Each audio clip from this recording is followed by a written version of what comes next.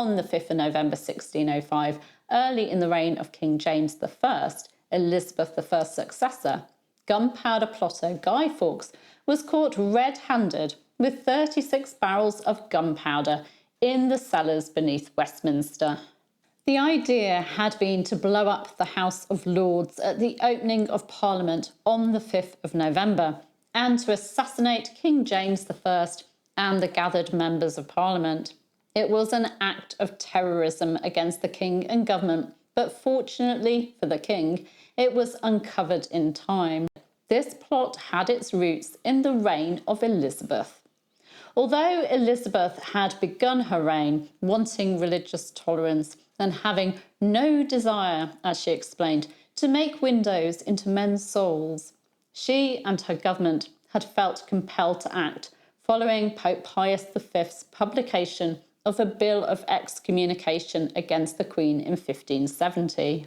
The Pope absolved Elizabeth's Catholic subjects from any oaths they'd made to her, their allegiance to her, and called on them to disobey her orders, mandates and laws, threatening excommunication for those who carried on obeying her. Elizabeth had been branded a usurper and pretender, and the Pope was encouraging rebellion against her and support for those seeking to remove her. This papal bull put English Catholics in an impossible situation and made Jesuit priests, those seeking to convert English people to Catholicism, dangerous to the Queen and her government. And there were Catholic plots against Elizabeth as a result, for example, the Ridolfi plot. Elizabeth took action, bringing in an act against Jesuits, which resulted in the executions of Jesuit priests and those who harboured them. England became a dangerous place for Catholics.